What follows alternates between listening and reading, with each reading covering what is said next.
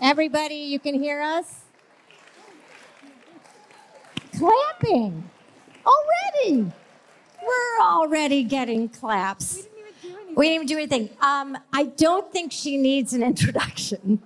Her name is Michaela Watkins. No, I'm kidding. It's Sharon Brous here wrote a book. I'm Michaela Watkins.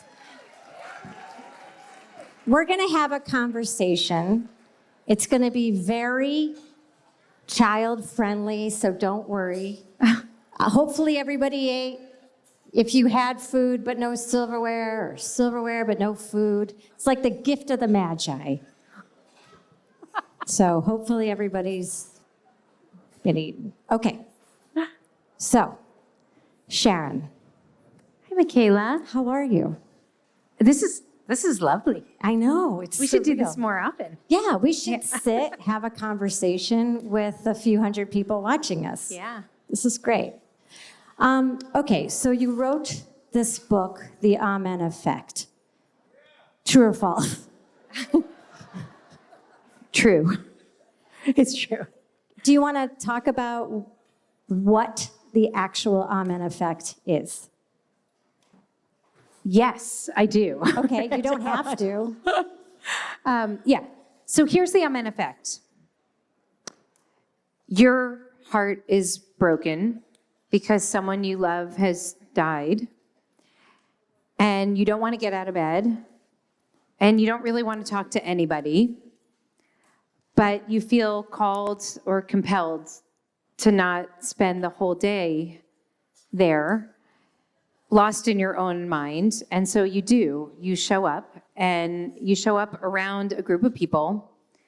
And instead of them running away from your pain, they see you and they see your broken heart, and they let you know that you're not alone.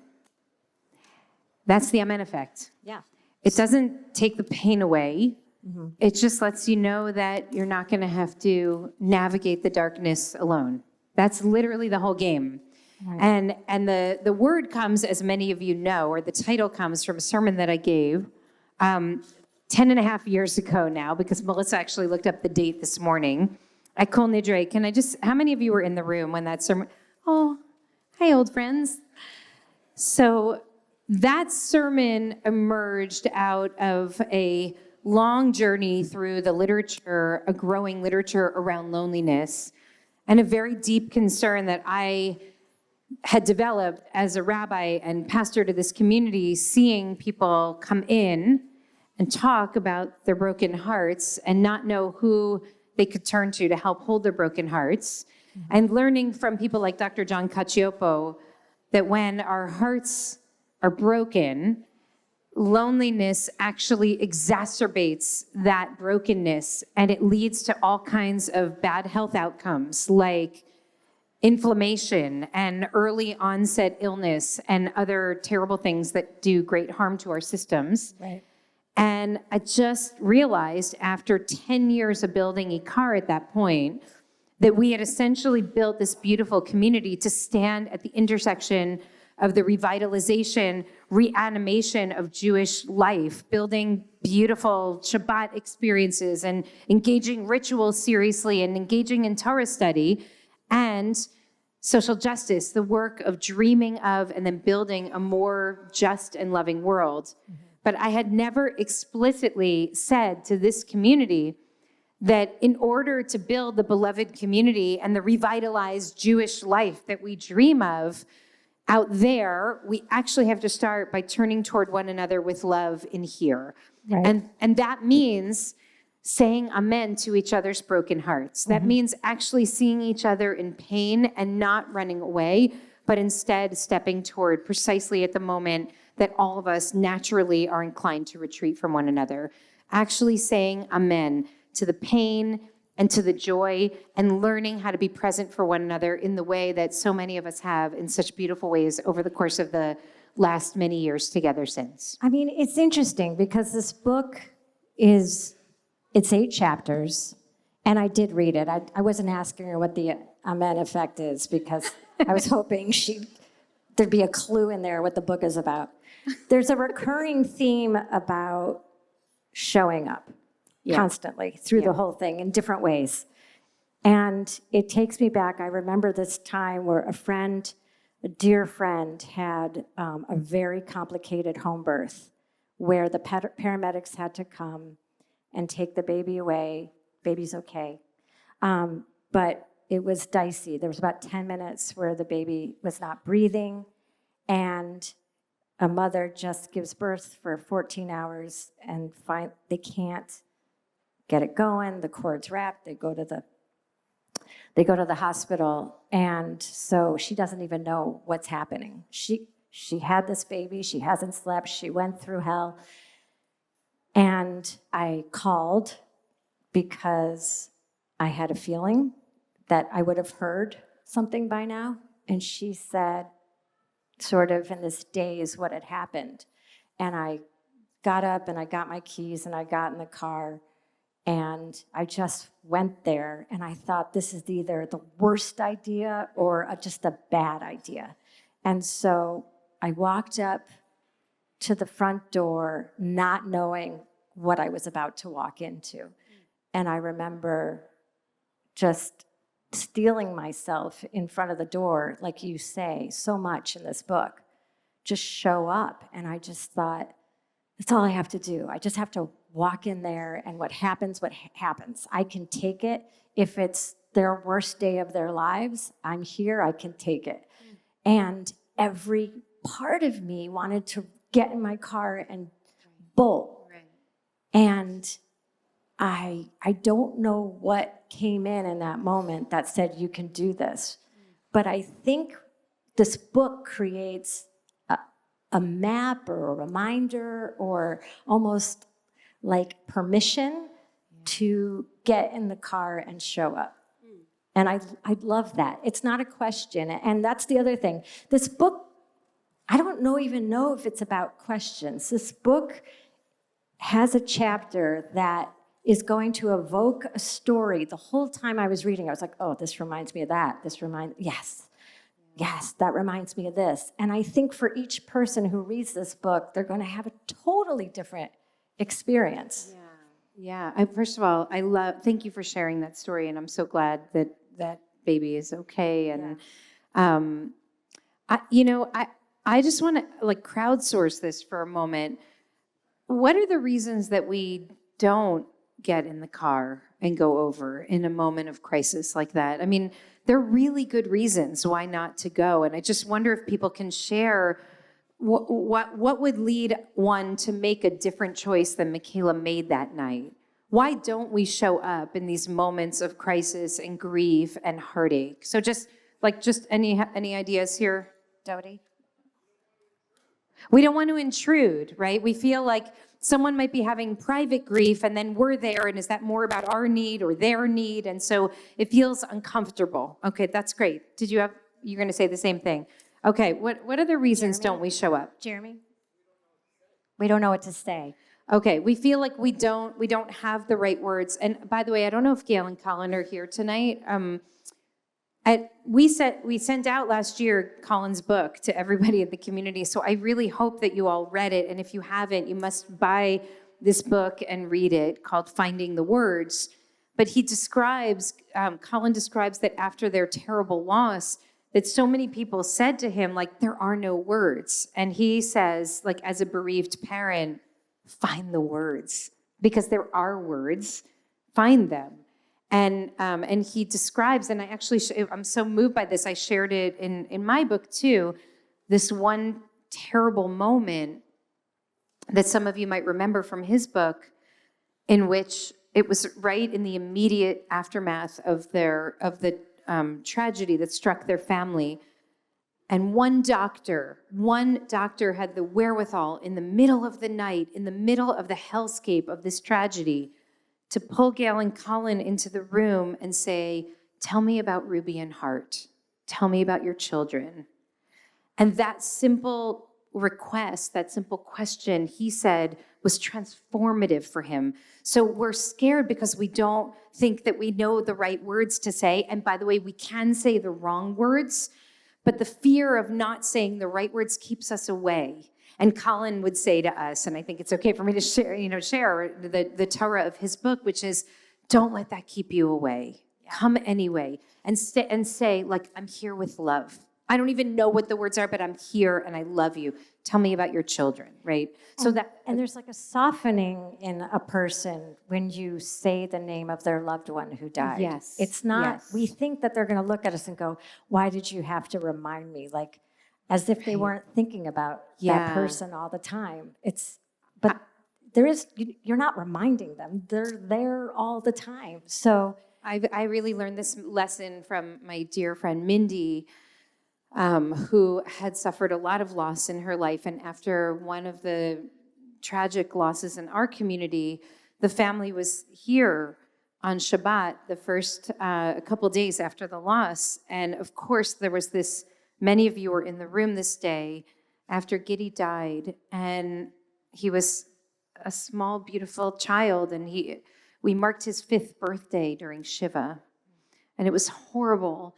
And they were here on that Shabbat, and I write about it I write about this in the book because it was also Nico's bar mitzvah.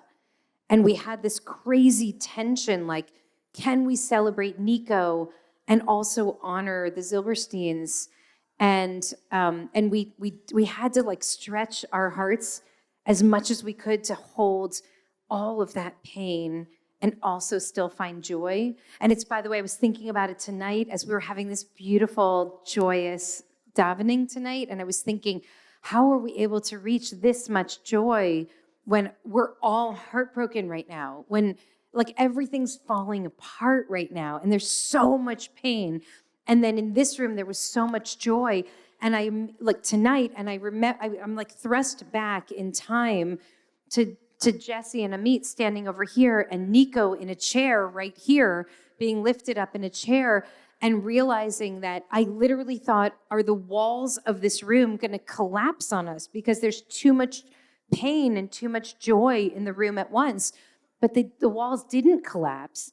And in fact, our hearts didn't collapse. They expanded, right? Like, we made room to hold the reality that life is sometimes incredibly brutal and terrible and sad, and also incredibly beautiful, and sometimes at the very same time.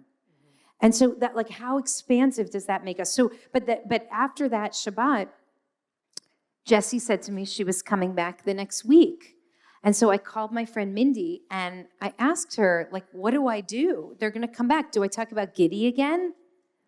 And then what do I do the week after that? And what do I do the week after that? And Mindy said to me, you say his name every single time you see them for the rest of their lives.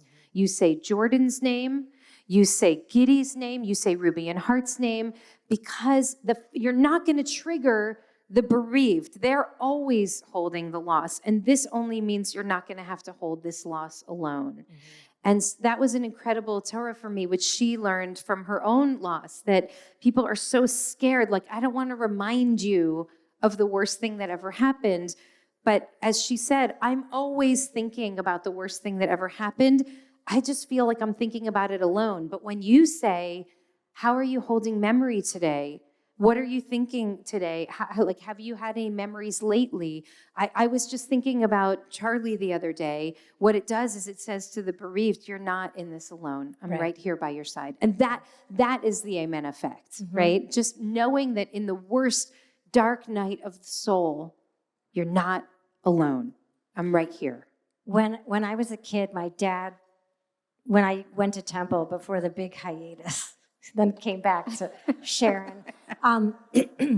But when I was a kid, my dad used to belt out, amen, like in the in the temple.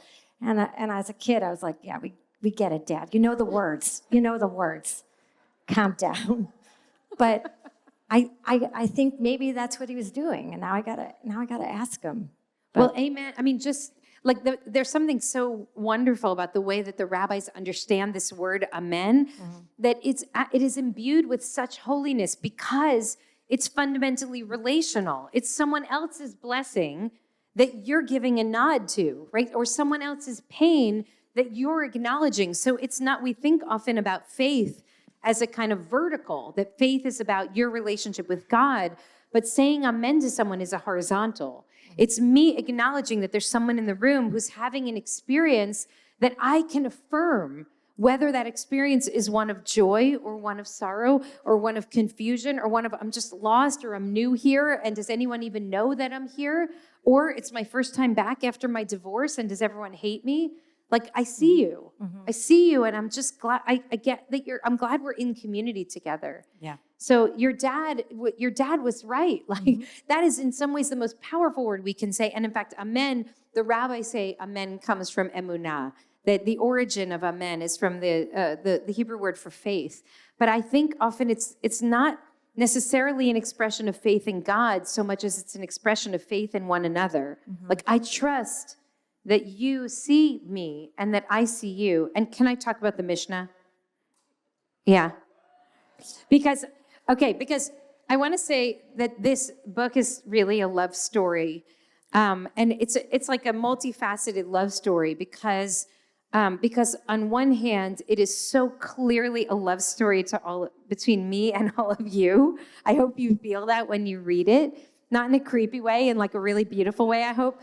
But it's like we just built this amazing community together, and the Torah of our lives, I felt needed to be honored in the pages of something that would outlive me and us. And so I felt like it deserved to be written down.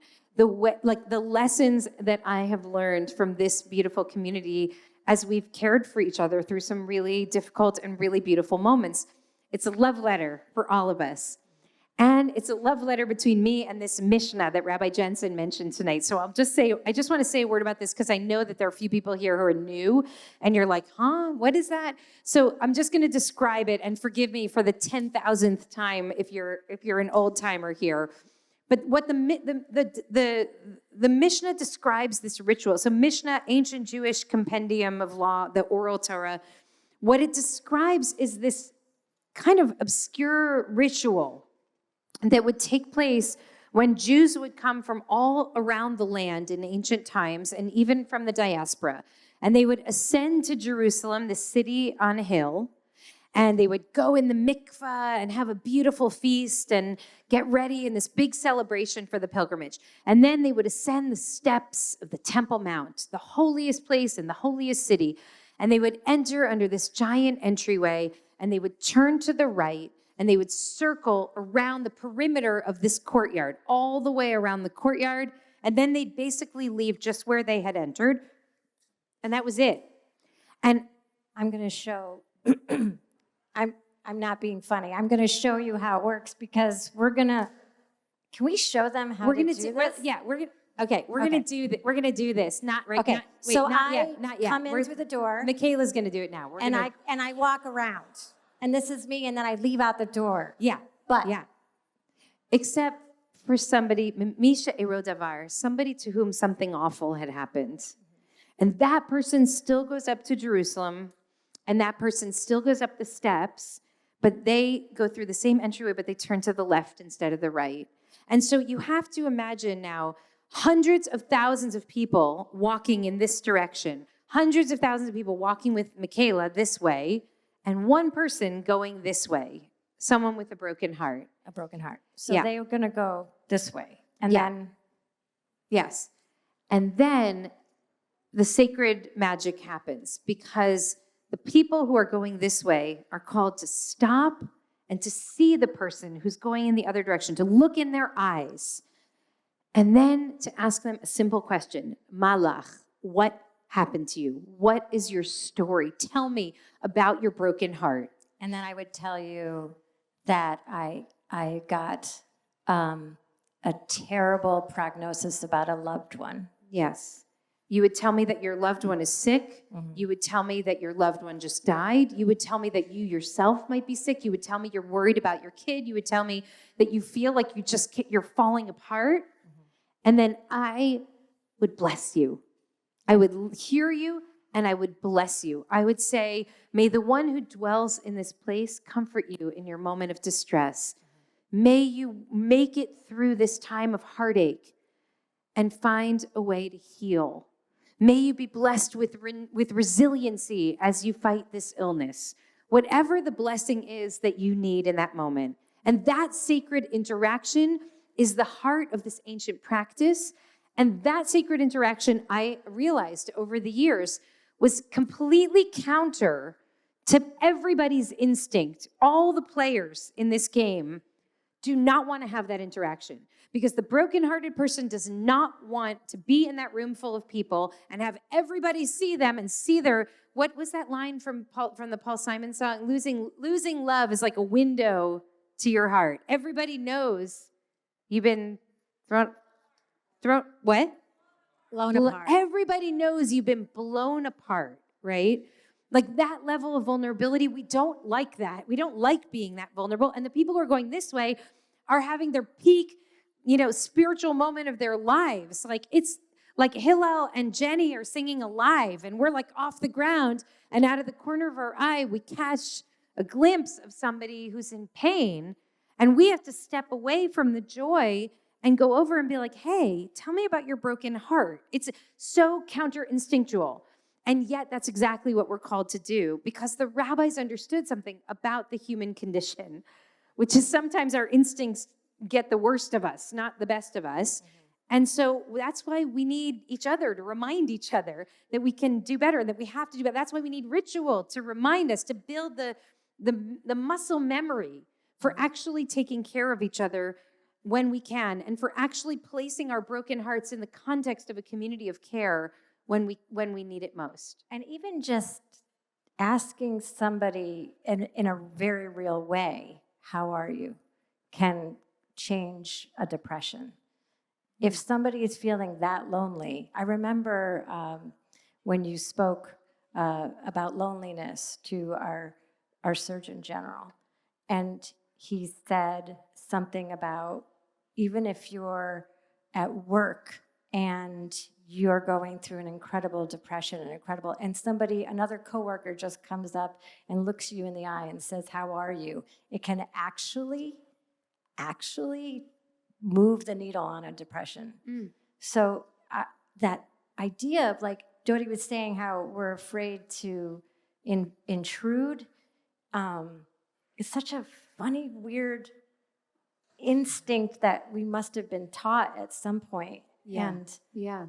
And it's so counterintuitive to a healthy body, and healthy community, right? Mm-hmm. And I want to add one more to what Dodi and Jeremy shared, which is, I think we often don't show up and knock on the door like you did because we're afraid of the pain, because we think that heartache is contagious.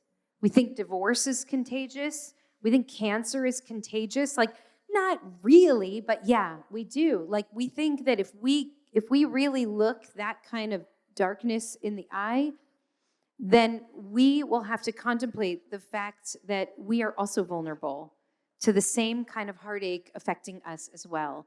And that makes us pull away from each other. But the fact is, like, we're all vulnerable anyway. I mean, that's the whole point of Yom Kippur, my favorite day of the year. We could all be dead tomorrow. So if we take that message seriously, right? If we take that message seriously, then it changes everything, right? We don't need to pull away from each other in those moments because we understand that vulnerability. And in fact, engaging people who are feeling the depths of that kind of sorrow actually gives us meaning while we are here, instead of us pulling away from it and pretending we're going to live forever and engaging in this kind of death denial and then being just completely shocked when death comes to us, as it will to all of us, as we have said many, many times in this place. And so have an extra cookie. Exactly. Yeah. You said something in your book. I wrote down so many quotes from your book because on a napkin because I could have given you. I was in a bar. No, reading your book and crying. No, but I wrote it down on a napkin because I wrote it down in my phone, and that would have been contraband tonight. So you wrote, "It is rooted in narcissism and fear. It hurts me to see you suffer." Yeah. Can you talk about that? Yeah. I love that quote. And some of them I wrote, I don't even know why I wrote them, and you're going to have to remind me why I loved it too. But that one I loved so much. Right, because, so I actually think that this is I think that this is a really toxic part of our culture, that we think that our job is to cheer each other up and to fix what's broken. And so on one hand, we're completely averse to engaging other people's pain seriously. On the other hand, we'll walk into the pain so that we can fix it and make it better. And in fact, several of you in this room have told me, speaking of saying the wrong thing, about times when you were in great pain, and the wrong thing was, you really need to cheer up, right? Come on, let's go out. Let's go out and let's go have some fun. Now, by the way, sometimes it's the right thing to take your friends out and have fun, and sometimes it's okay to cheer your friends up, but generally not in the immediate aftermath of a tragic death, like for example. So the reason that we do that, I think, is because we feel destabilized by each other's pain. We don't want to see our friend in sorrow. We want to see our friend being okay. We love resiliency in our culture. We want to see that you can move through anything, survive anything. But the fact is, we also need to grieve when we experience loss. And in order to grieve, we need to have people around us who aren't afraid to see the depths of the grief and not run away.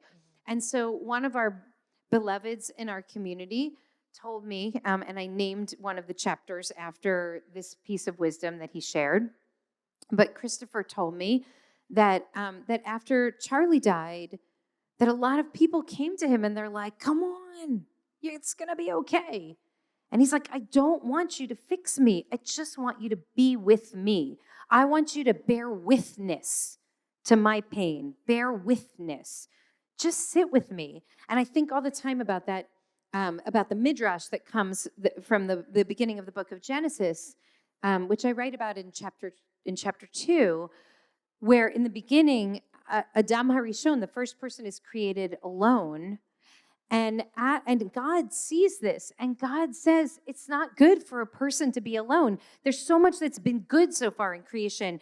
At the end of every single day, it's good, it's good, it's good, it's very good, and then all of a sudden, lo tov heyot adam levado. It's not good for a person to be fundamentally alone. And no, that doesn't mean you have to get married, folks. That doesn't mean you have to be in a romantic partnership. That means you have to have somebody who can see you and who you can also see. And if that person's your romantic partner, God bless you, but it doesn't have to be. So just to be clear about that. But God says it's not okay to walk through life alone. We are fundamentally relational beings. Now we know that biologically, psychologically, sociologically, and spiritually, we are fundamentally relational beings. And so God creates Eve so that Adam doesn't have to walk through life alone. And the Midrash says that at the end of the first day of their lives, the sixth day of creation, the sun started to set. It started to become night. But Adam and Eve had never experienced night before. They had never experienced darkness before. And I'm just going to invite you to think for a moment about the first time you experienced darkness, like really experienced darkness in your life. When Adam experienced darkness for the first time, he completely fell apart. And he starts to weep and wail and cry and scream. And he feels like it's his fault. And he catastrophizes, and he feels like the whole world is going to end. And Eve, who was created in the world in order to help him by sitting opposite him, comes and sits opposite him and holds him and weeps with him all night long. And then the dawn arises. And so what I think the rabbis are trying to say to us is that the most important question that we can ask ourselves in life is, when the darkness comes, because the darkness comes, who will weep with you through the night? Who's going to be by your side in those most excruciating hours? So that I think about all the time. Who will bear witness with you? And Eve doesn't try to convince him that it's okay. She's freaking out also. She's also never experienced darkness before. And there are a number of stories that I share in there about like rabbinic stories and stories from this community about moments that have reinforced that sense that our job is not actually to yank each other up and make everything okay. Our job is just to sit together as long as we need to until we're ready to emerge, if we're ready to emerge. You say okay, so I know I keep saying anecdotes, but this is how I relate, and maybe you're the same. But so forgive me, but one time my cat died, and it was very, very, very, very tragic because this was like my alam cara, and I was not, I was inconsolable for about 3 years. But when it happened, my friend Krista said, I'm coming over. And not everybody wants to mourn with somebody. Okay, let's just be honest. I'm like a tiger. I have to go into the jungle alone and have all my big feelings and then come out and be like, will you hold me? And she came over and climbed into bed with me, and I just sat there so stoic because I don't mourn with other people. And then I was waiting for her to go. It's taking forever. And finally she did, and then I just wailed by myself. But you say in your book, we don't need to save someone, just accompany them. And I am reminded of in your book, you tell the story about when you were a budding rabbi and you showed up and misfired one time, and the advice that your professor or your rabbi gave you, I don't recall. There's so many misfires in this book. I actually don't even know which one you're talking about. It's the one, she's very humble in this book, really. She's honest. It's a very honest book. But you talked about how a woman came up and said, oh yeah, I want to go dancing, but my mother just died. So this story, I hope that there's some stuff in here that you haven't heard me share over the last 20 years. I know some of you are like, oh, I heard that one in 2007. And then again in 2013, because she thought there were the same people in the room. I know who you are. This was an incredibly impactful experience. I was a brand new rabbi, as Michaela said. It was Friday night service, incredibly joyous. I was at B'nai Jeshurun in New York City, Upper West Side, and it was like tonight. I mean, the spirit was like tonight, but different. And we were all singing, and people were dancing around. And this woman came up to me, and in the midst of all of it, because the rabbis were like right in the middle of the room, and she came over and she said, Rabbi, I don't know what to do because my mother died this week, and I really want to dance. Am I allowed to dance? And I was a brand new baby rabbi, and I start to run the calculations in my head, the halachic calculations, and I think, okay, first of all, she shouldn't even be in the room right now, because if your mother died that week, she shouldn't come in until after Lecha Dodi, and this was Lecha Dodi, but I can't ask her to leave because that would be shaming a person, and you can't shame a person, especially not when they're a mourner, so I can't ask her to leave, so she's here, and she really shouldn't be dancing because you don't really dance during the year of grief, but also grieving is suspended on Shabbat, so maybe she could dance. And I'm like, I can't get this wrong. I don't want to get this wrong. And so I did the only reasonable thing that I could do, which is I was like, you should go ask Roli, and my senior rabbi. And so I'm like, I can't, I almost fell apart from like if only she could see what was happening in my brain. And so I saw her walk over, and she asked Roli, this, more experienced rabbi that was standing right to my side. And I couldn't hear what they were saying, but I saw her lean up like this, and she said something in his ear.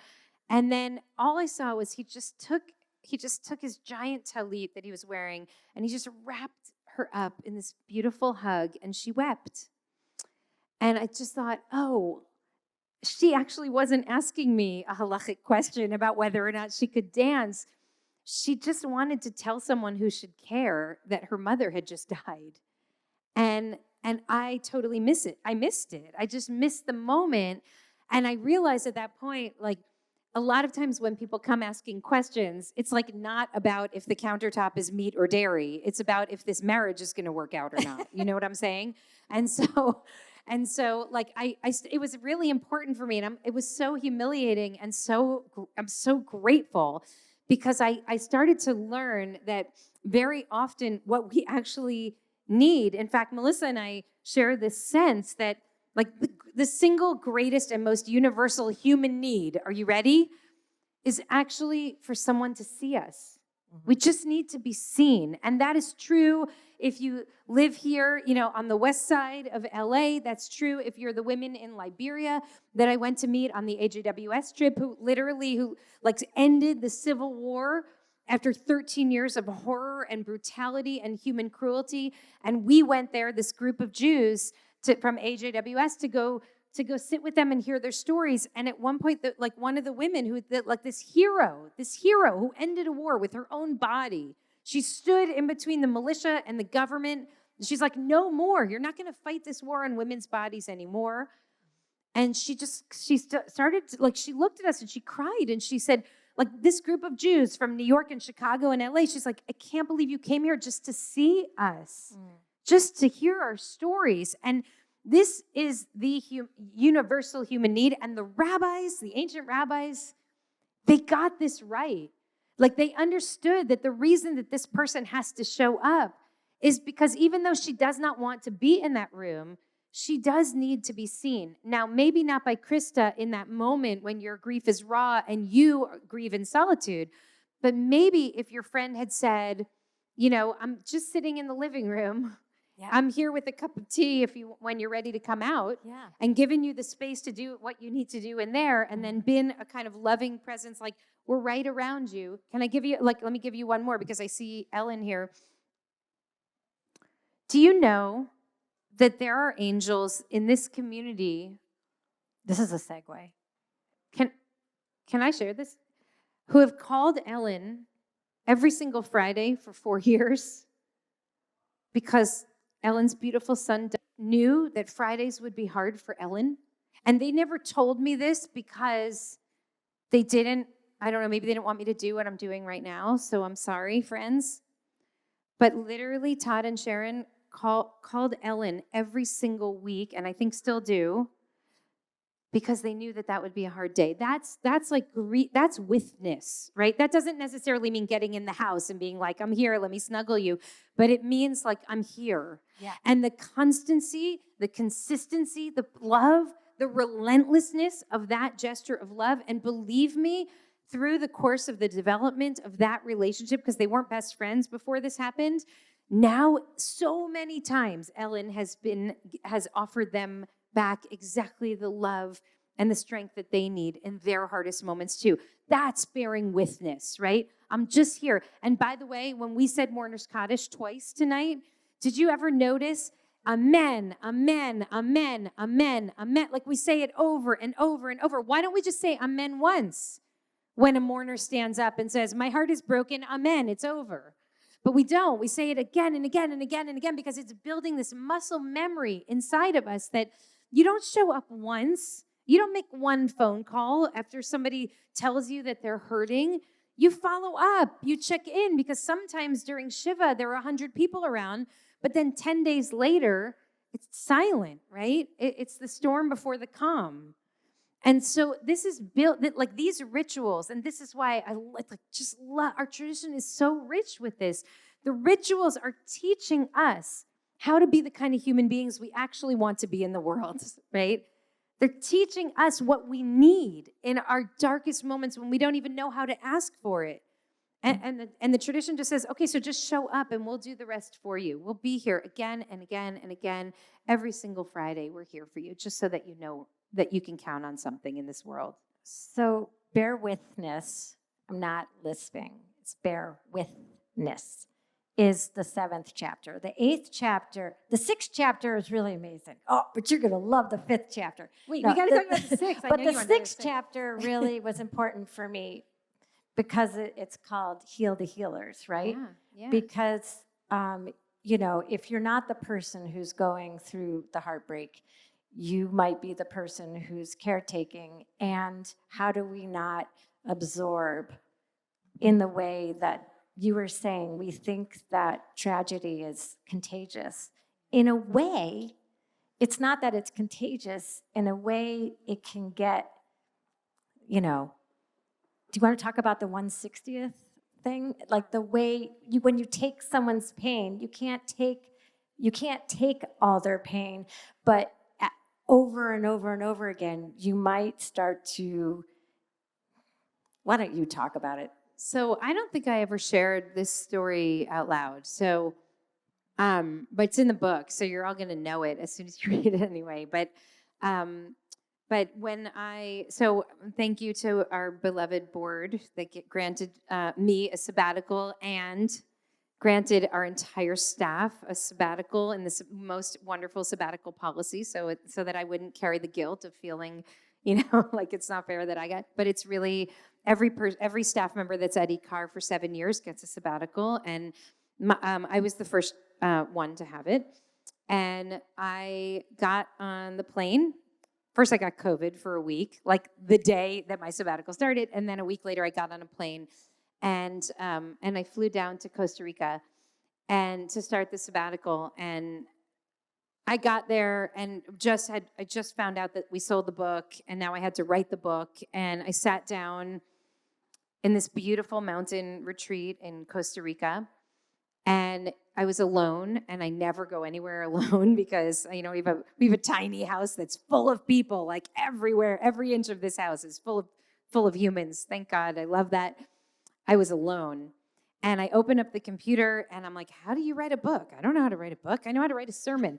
And I just started to like see these images of my cousins, Liz and Nancy, who I've spoken about here before, but I spoke about Lizzie at Kol Nidre one year because we thought she was going to die on Yom Kippur. She had a colon cancer, and it was terrible, and she was so close to death. And I write about her in the book, but I started imagining Lizzie, and then literally 18 months after Lizzie died, her sister Nancy got diagnosed with a different cancer, and then she died.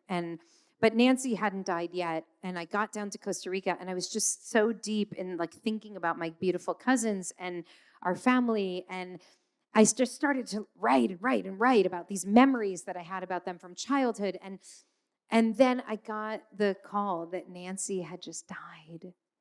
And I mean, literally, I had just gotten there, and I was so upset, and I was alone, like didn't know a soul.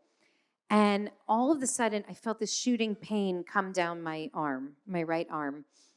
And I was like, that's weird. What happened? Did I pull my neck? Like it was super strange. And the pain just intensified. And it got really, really bad. And then and it was a Friday, and it was afternoon, and then like Adam and Eve on the first day, like the sun started to set, and I was freaking out because I thought, oh my God, like it's Shabbos, I'm on a mountain in Costa Rica, I don't know anybody, I can't use my phone in a few minutes, like what do I do? And I cannot move my right side at all.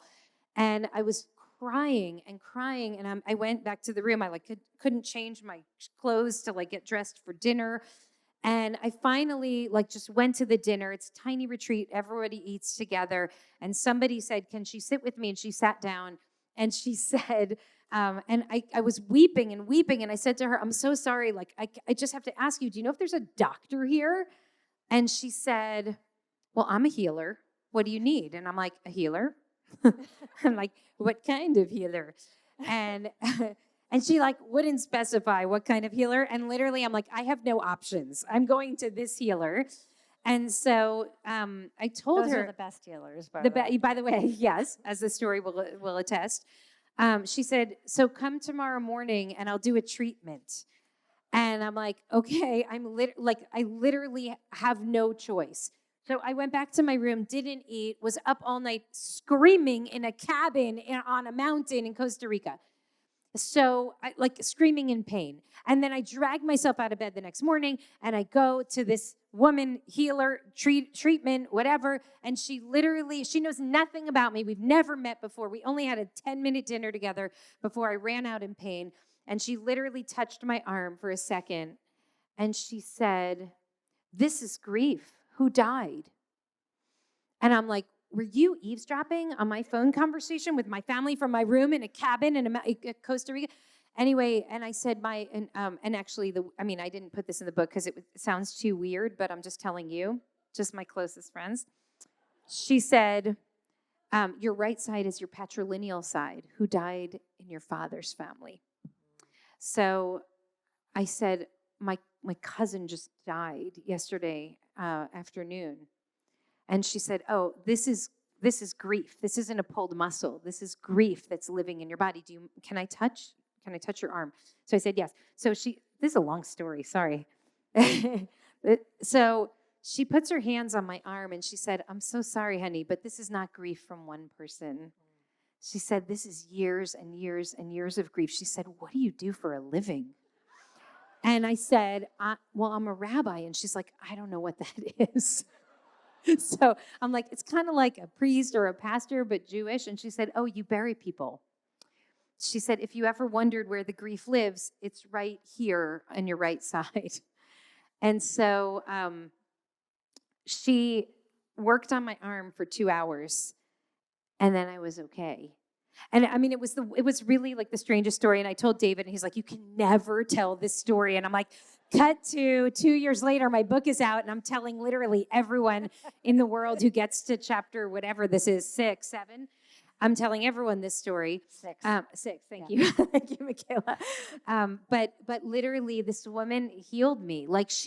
And I was trying to understand what happened there. And I do think I've subsequently learned that grief does live in the body's tissue. And that, as my sister Deb says, if you don't metabolize grief, the grief will metastasize in your body. Grief does not go away on its own. And we have to actually take care of ourselves and let the grief work through our bodies. Otherwise, it lives there. And so, as Michaela points out, for people who either by profession or by nature are always walking this direction to the right and circling around and taking care of people and helping people, like, you're not a hero if you don't take care of yourself. You're going to freeze one day or die or something else that's terrible, because there's all kinds of literature now about vicarious trauma and secondary trauma and hopelessness and despair and addiction and suicidality and all the things that happens to really good people who are really strong and resilient but take too much into their bodies. And so how do we get out of it? We let other people heal us sometimes too. And that is like very, very hard for the people who are always bringing the lasagnas and always making the meal trains and always answering the phone call when the need comes in. But if we don't take care of ourselves, this will destroy us, right? So that's chapter 6. That's chapter 6. Okay, I think that, I don't know how much time we have, but yeah. So chapter 8. Okay, we have to talk about chapter 8. Chapter 8 is very, very relevant to our time, and it just set off a lot of bells for me, because it's about how do you talk to people and see people who share oppositional worldview to you, and how daunting that is now in this time, particularly. And I have a lot of questions. Pick one, okay, so we don't lose everyone. Does anybody have a question about chapter 8? Okay. So just to be clear, like the setup for chapter 8 is what happens when the person that's coming toward you is not a brokenhearted person who's sick or who's bereaved, but is actually somebody who's done something to cause harm to you and to the community in word or in action, which is the second example of the kind of people that we'll turn to. And let me just do a quick time check for you. I know it's getting late, so I think if we talk for another 5 minutes or so and then do a little closing ritual, does that work for folks? Okay, because I really don't want you to fall asleep to Michaela. She'll be very sad if you do. Okay. Won't be the first time. I think it would be the first time. So okay, let's just do this. You know what? Chapter 8 is really amazing. Just read the book. I think that this is what we should do. I think we should just play a little game for the very end here. Okay. Yeah? Okay. Okay. So give me a number between 1 and 100. I'm an improviser, so this is fun for me and not fun for Sharon, which is also fun for me. So between 1 and, everybody's like, who is she? Why is she interviewing Sharon? I'm not a therapist, I just play them on TV. So, okay, between 1 and 180, let's say. 68? 168? I'm going to say something to Sharon, and then you're just going to You're just going to go. This hasn't happened in any of the other book talks. Okay. I just want you to know. Ooh, 168, the rabbi. Oh my gosh. Well, this is totally relevant to what you were just trying to lead us to anyway, so it's perfect. Okay, I'm going to do this quickly so that we can all go to sleep. So some of you know I had kind of a crazy experience several years ago, just before COVID.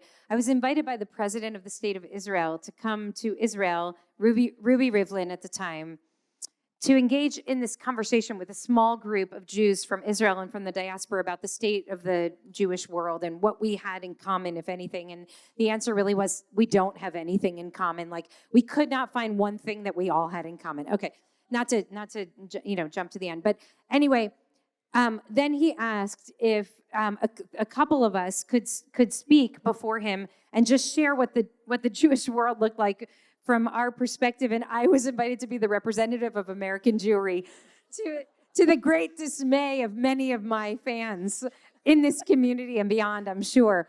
And so I just decided to be honest.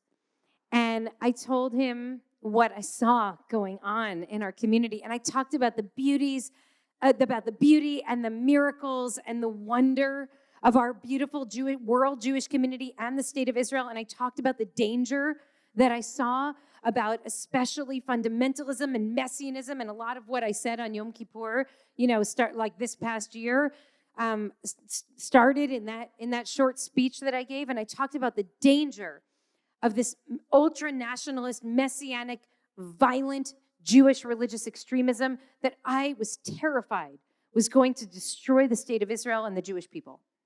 So people weren't that happy about my speech.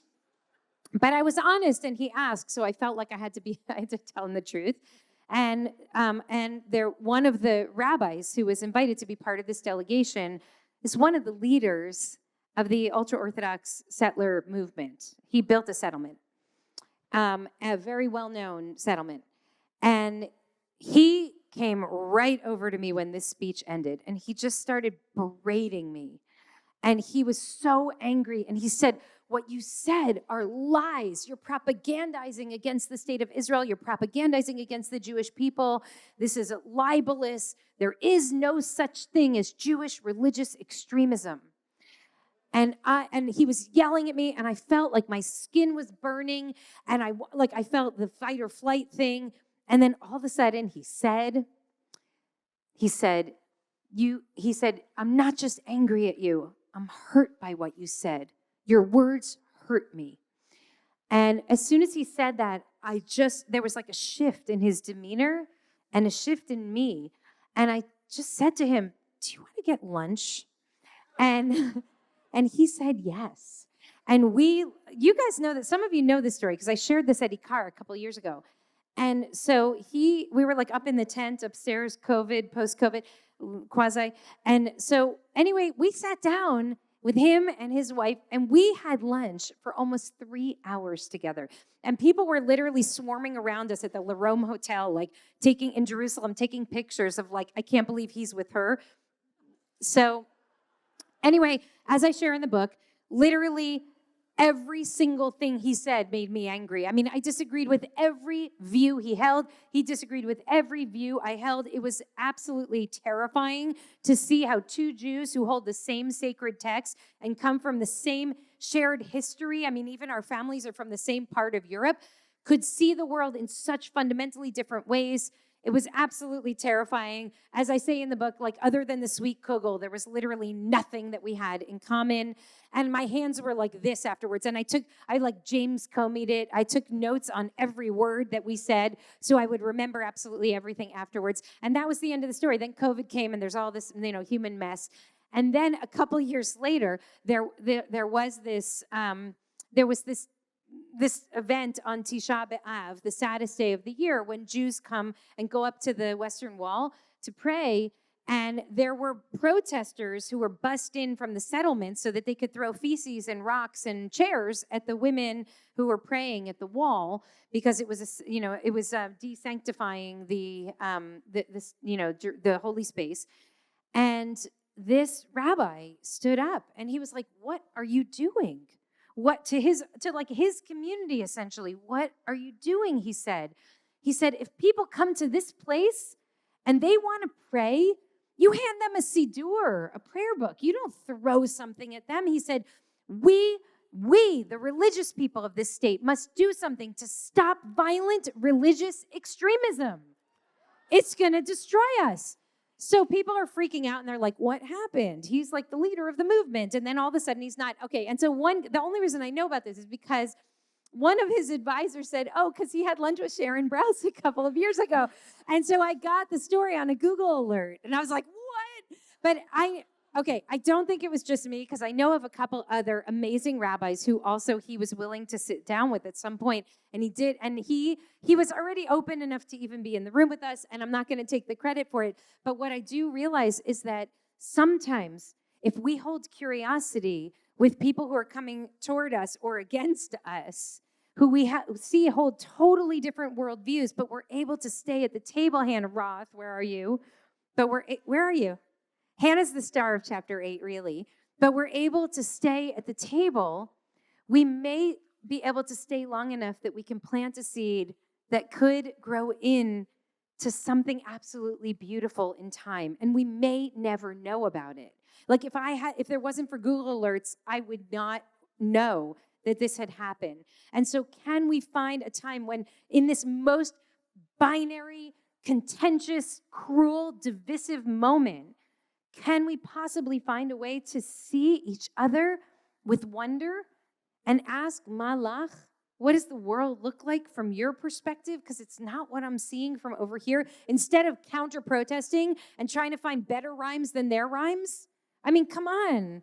Like, can we see each other as human beings? Can we meet sorrow with sorrow?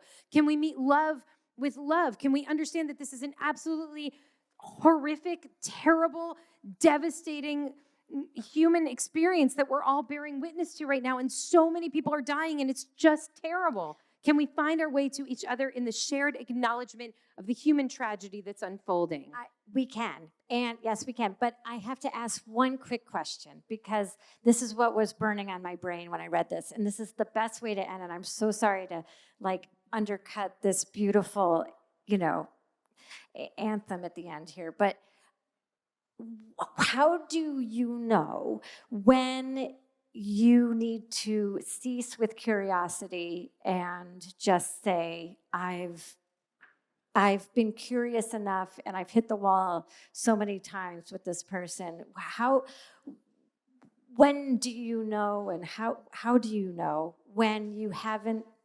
Because I'm sure there's a part of your head that's like, no, put yourself out there one more time and get punched in the face. Yeah. Just one more time. Maybe this will permeate the exterior walls. But what is the right amount? I'm going to say this super quickly so that we can close.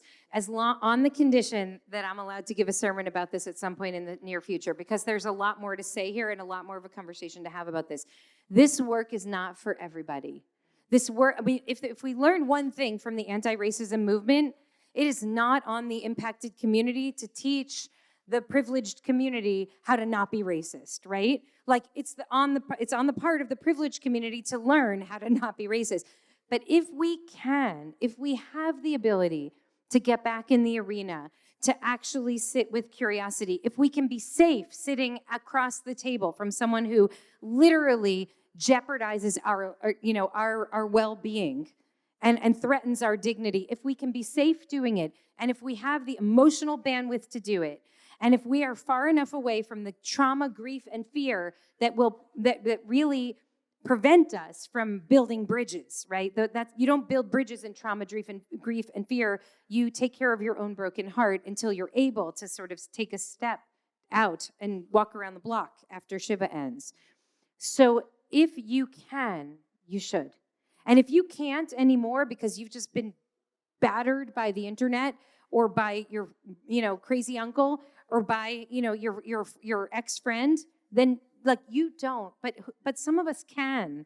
Some of us actually can step in and step forward and say, I'm just going to sit here and have lunch with you, and it's going to make my hands shake, but it's okay, because maybe there's a seed that's being planted. Right. And I think we should probably wrap there, but I want to do one exercise to close, if I can.